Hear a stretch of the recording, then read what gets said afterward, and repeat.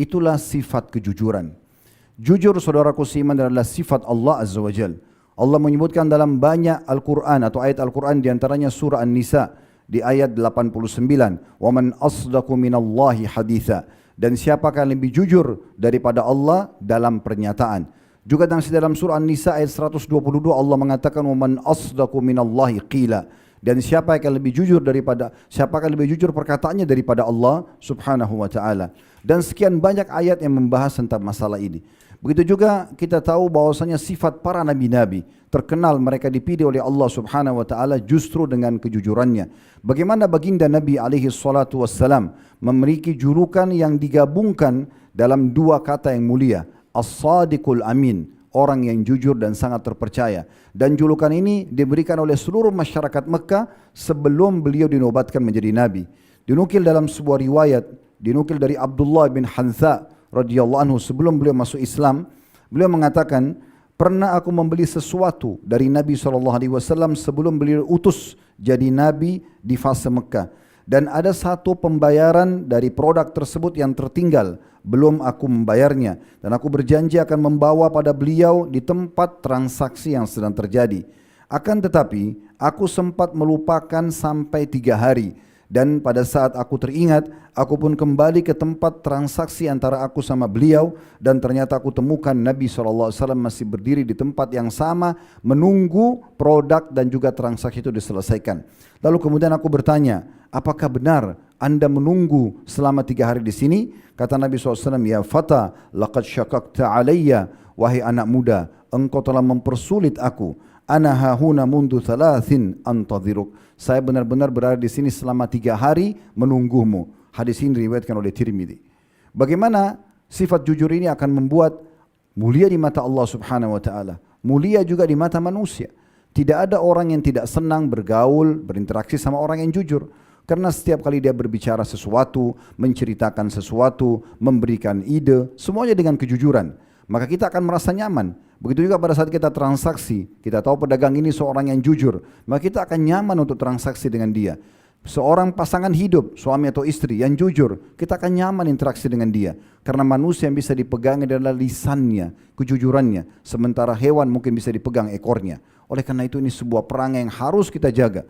Disebutkan oleh Syekh Abu Bakar Jazair rahimahullah, beliau menyebutkan dan menyimpulkan tentang pentingnya kejujuran dalam kehidupan seorang muslim dalam kitab beliau dalam Minhajul Muslim di halaman 304, tentu dari buku yang sudah diterjemahkan.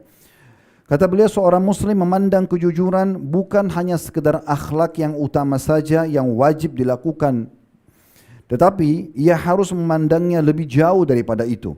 Karena kejujuran adalah penyempurna iman dan juga Islamnya. Sebab Allah telah memerintahkannya demikian seraya memuji hambanya yang menyandang sifat ini.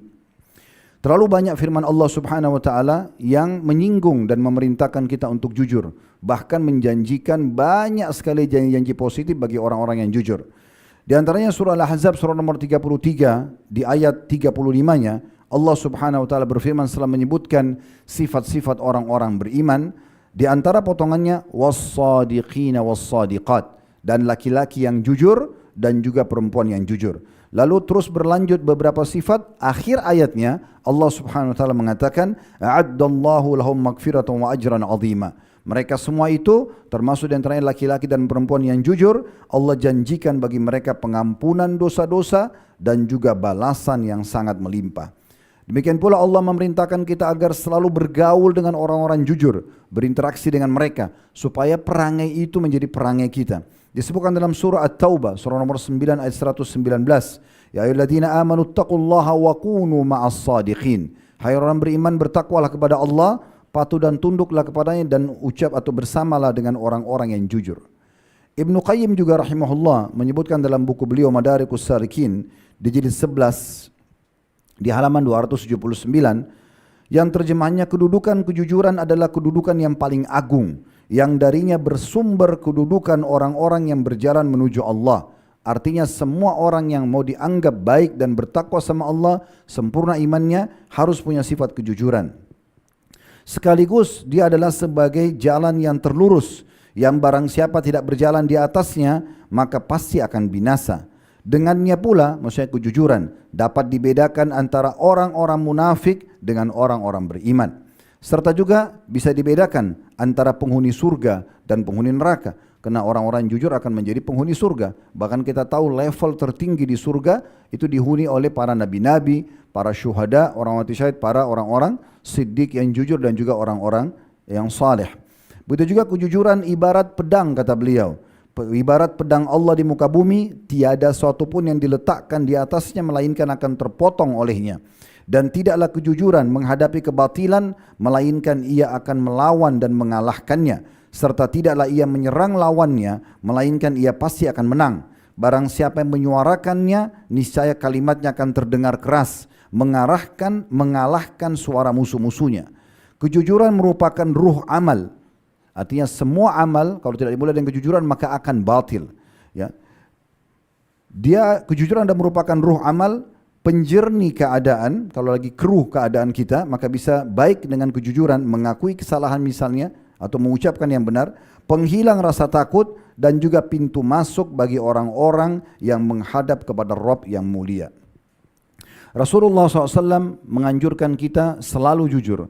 Dan beliau menjanjikan dari sabda beliau dalam sebuah hadis yang sahih yang sangat masyhur bahwasanya siapapun jujur pasti semuanya akan jadi baik dalam kehidupan dia dan akhirnya dia akan menuju ke surga. Dalam sabda beliau masyhur, alaikum bisidqi fa inna sidqa yahdi ilal bir. Kalian harus wajib bukan pilihan untuk jujur dan ketahuilah jujur pasti akan membawa kepada kebaikan-kebaikan. Wa innal birra yahdi ilal jannah, dan kebaikan akan pasti memandu ke surga. Wa ma yazalu rajulu yasduqu wa yataharra sidqa hatta yuktaba indallahi siddiqa. Dan seseorang itu terus saja jujur dan dia menjaga kejujuran selama hidupnya sampai dia akan dicap dan dicatat sebagai orang yang jujur. Wa iyyakum wal kadhiba, sebaliknya kata Nabi SAW, hati-hati kalian dan jauhi sifat sombong, sifat bohong, lawan daripada kejujuran. Fa innal kadhiba yahdi ilal fujur, karena kebohongan pasti akan membawa kepada kefajiran atau kemaksiatan atau dosa.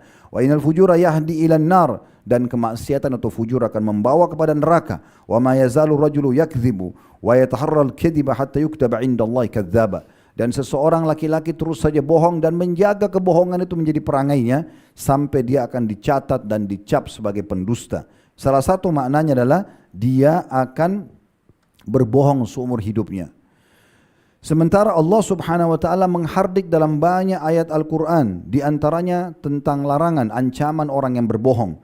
Dalam surah Az-Zariyat surah nomor 51 ayat 10 sampai ayat 11, Qutilal kharrasun alladzina hum fi ghamratin sahun. Terkutuklah orang-orang yang suka berdusta. Terkutuk artinya diangkat berkah hidupnya dan dia akan sulit melalui kehidupan tersebut.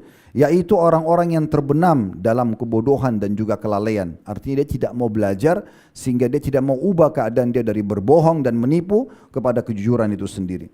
Juga Allah Subhanahu wa taala memberikan gambaran bahwasanya Allah tidak akan pernah memberikan petunjuk dan kemudahan bagi orang yang berbohong. Dalam surah Yunus surah nomor 10 ayat 28 Allah berfirman, innallaha la yahdi man huwa musrifun kadzdzab. Allah tidak akan pernah memberikan petunjuk orang-orang yang melampaui batas dan juga pendusta.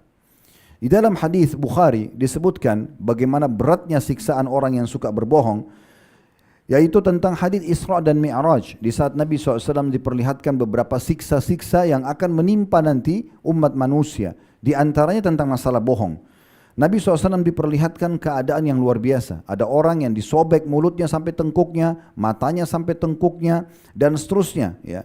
Akhirnya Nabi SAW tanya kepada Jibril, siapa orang ini? Kenapa begitu berat siksaannya?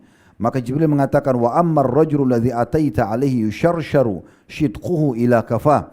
Adapun laki-laki yang sempat engkau lihat dan engkau datangi hai Muhammad, yang ujung mulutnya disobek sampai ke tengkuknya, ditarik sampai ke lehernya bagian belakang, wa mankhiruhu ila kafa, dan hidungnya ditarik juga disobek sampai ke tengkuknya, wa ainuhu ila kafa, dan juga matanya sampai ke tengkuknya, fa inna rajulu yaqdu min baitihi, ia adalah seseorang laki-laki yang keluar dari rumahnya, fayakdzibul kadzbata tablugul afaq, di mana dia berbohong dan akhirnya bohongnya dia itu menyebar sampai ke seluruh pelosok bumi ini.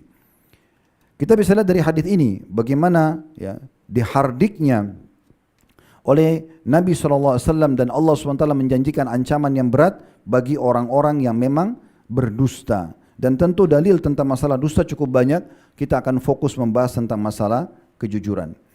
Kejujuran dibagi oleh ulama menjadi beberapa bagian. Puncak tertingginya adalah jujur kepada Allah Subhanahu wa taala. Jadi memang apapun yang kita lakukan, kita harus sebagai seorang muslim hubungkan dengan Allah Subhanahu wa taala. Kita kalau kerjakan sebuah ketaatan atau ibadah, kita kerjakan karena Allah, atau bahasa lainnya ikhlas, sehingga diterima dan diberikan pahala maksimal. Kalau kita pun meninggalkan sesuatu yang memang itu diharamkan, jujur juga. Kita meninggalkan karena Allah Subhanahu wa taala. Itu namanya jujur dengan keimanan. Ini puncak tertinggi daripada kejujuran tersebut. Beda dengan orang munafik yang pura-pura dengan keimanan mereka, bermuka dua, sehingga akhirnya Allah menjelaskan tentang sifat mereka mudzabdzabina baina dzalik. Mereka bimbang apakah ke orang beriman atau kepada orang kafir. La ilaha ula wa la ilaha ula. Maka karena mereka tidak jujur dengan keimanan, mereka bimbang dalam kehidupan mereka. Harus berwajah dua. Kalau sama orang beriman, mereka menggunakan kosakata orang beriman dan berpakaian seperti mereka, berangai seperti mereka, beribadah seperti mereka. Kalau sama orang kafir, mereka juga tampil seperti orang-orang kafir. Orang beriman tidak memiliki hal tersebut. Mereka jelas apa yang nampak depan mata mereka, di depan mata orang-orang, itulah yang ada juga dalam hatinya. Semuanya dengan kejujuran. Dan Allah Subhanahu wa taala menyebutkan tentang masalah keimanan atau jujur dalam keimanan dalam banyak dalil-dalil Al-Quran. Di antaranya firman Allah Subhanahu wa taala dalam surah Al-Maidah, surah nomor 5 ayat 119. Qala Allahu hadza yaumu yanfa'u as-sadiqina sidquhum lahum jannatun tajri min tahtiha al-anharu khalidina fiha abada radhiyallahu anhum wa radu an dzalikal fawzul azim. Di hari kiamat nanti Allah akan berfirman ya kepada orang-orang semua di mahsyar, semua orang akan Allah perdengarkan ucapan ini, dan ini pujian bagi orang-orang yang beriman. Pada hari ini kata Allah, orang-orang yang jujur dengan keimanannya akan memperoleh manfaat dari kejujuran mereka. Mereka memperoleh surga yang di bawahnya mengalir sungai, mereka kekal di dalamnya selama-lamanya. Allah ridho kepada mereka dan mereka pun ridho kepadanya, dan itulah kemenangan yang besar. Demikian juga dalam firman Allah SWT yang lain dalam surah Az-Zumar, surah nomor 39 ayat 33. Di mana Allah Subhanahu wa taala berfirman, "Walladzi jaa'a bis-sidqi wa saddaqa bih, ulaika humul muttaqun."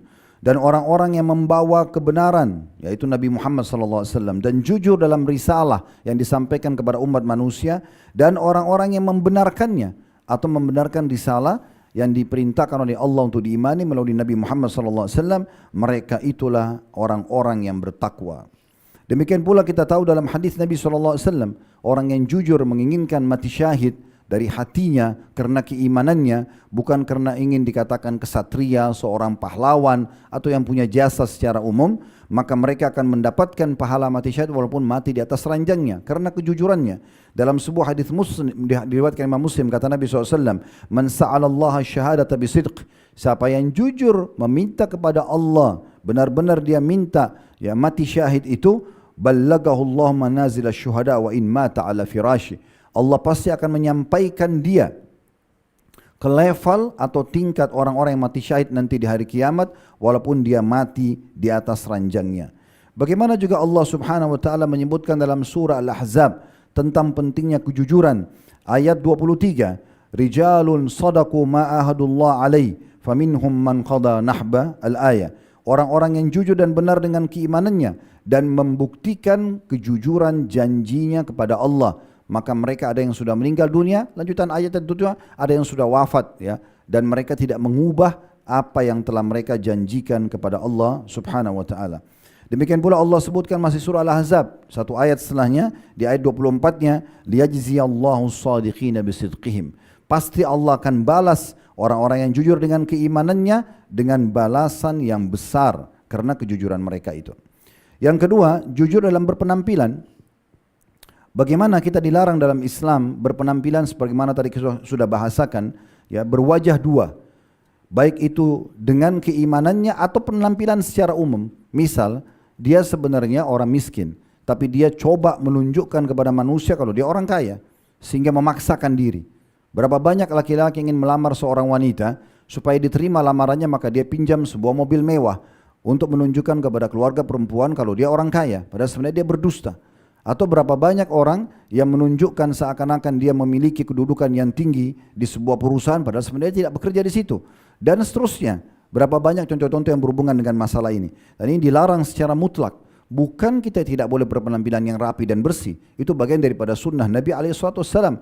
Tapi kalau kita ikutin pakaian yang kita gunakan, pakaian kebesaran, seakan-akan kita berada di posisi itu. Misal sengaja orang menggunakan pakaian angkatan bersenjata misalnya.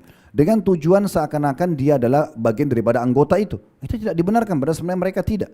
Ini contohnya, semua ini masuk dalam larangan. Dan Nabi SAW menggabungkan semua itu larangannya dalam sebuah hadis riwayat Muslim. Al-mutasyabbi'u bima lam yu'ta kalabisi thawbai zur. Orang-orang yang pura-pura ya, memiliki banyak sesuatu yang bukan miliknya, maka bagaikan orang yang mengenakan dua pakaian palsu atau dusta. Demikian pula kita harus jujur yang ketiga dalam akad-akad kita.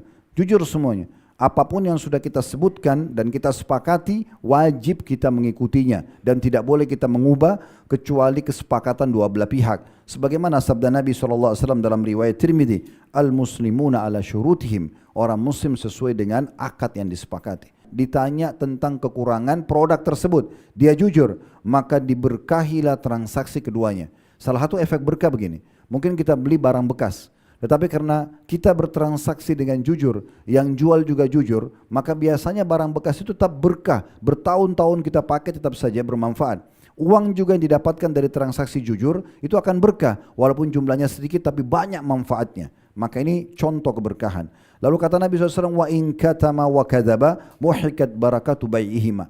Tetapi sebaliknya kalau keduanya menyembunyikan, tidak transparan dan juga berdusta, maka akan diangkat berkah transaksi keduanya.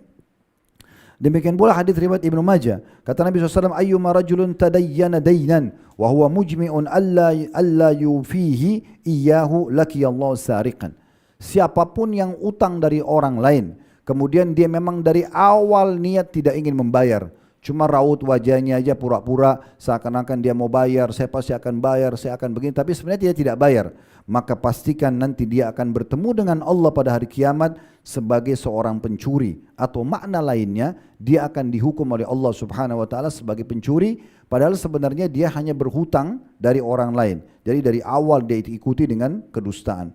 Begitu juga contoh yang lain, yang keenam adalah jujur dalam janji-janji, berkata dan juga amanah. Sebagaimana Nabi SAW memastikan semua kejujuran yang kita sampaikan dan kita gunakan dalam kehidupan kita, interaksi dalam hal apapun akan mendatangkan ketenangan. Dalam sabda beliau riwayat Tirmidzi, da' ma yaribuka ila ma la yaribuk. Tinggalkanlah sesuatu yang tidak bermanfaat bagimu kepada sesuatu yang bermanfaat bagimu. As-sidqu tuma'nina. Jujur pasti akan membawa ketenangan jiwa. Wal kadhibu ribah. Sementara dusta akan membawa kerancuhan.